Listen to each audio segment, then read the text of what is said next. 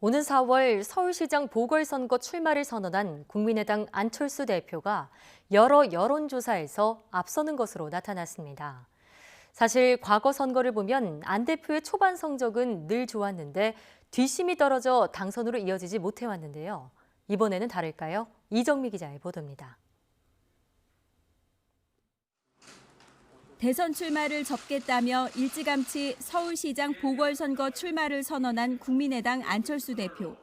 새해에 실시한 여러 여론조사에서 지지율 1위를 차지하며 야권 단일화 협상에서 여유를 갖게 됐습니다.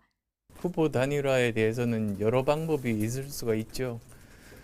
중요한 거는 서울 시민들 그리고 모든 야권 지지자들의 공감대가 중요하다고 생각합니다. 하지만 안 대표의 초반 우세는 이번이 처음이 아닙니다. 지난 2018년 서울시장 선거에서 바른미래당 후보로 출마했을 때도 시작은 좋았습니다.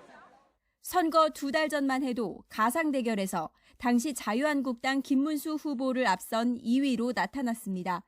하지만 후보가 확정되자 지지율은 떨어졌고 최종 3위로 낙선했습니다.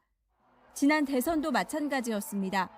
불과 선거 한 달 전만 해도 문재인 당시 민주당 후보와 양강 구도였지만 급격한 하락세를 그리다 본선에선 자유한국당 홍준표 후보에게조차 밀렸습니다.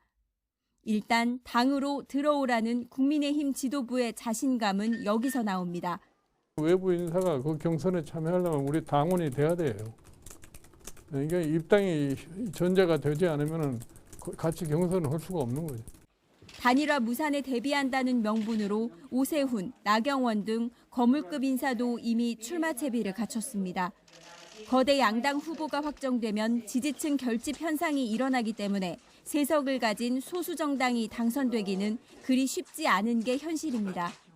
범야권 단일 후보가 돼서 기호 4번으로 출마하겠다라는 것이라면 다른 지지자들로부터 좀 고개를 갸우뚱하게 하지 않을까 그런. 그럼에도 중도층을 껴안으려면 국민의당으로 끝까지 남아있어야 한다는 안 대표의 입장은 아직은 확고합니다.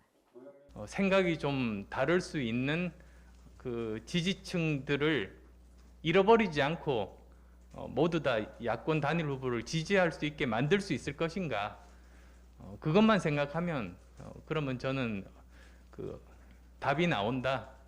두 보수 정당 모두 단일화 없이는 선거 승리가 어렵다는 공감대가 있어 3월 막판 협상에 무게가 실리지만 팽팽한 기싸움은 계속될 전망입니다.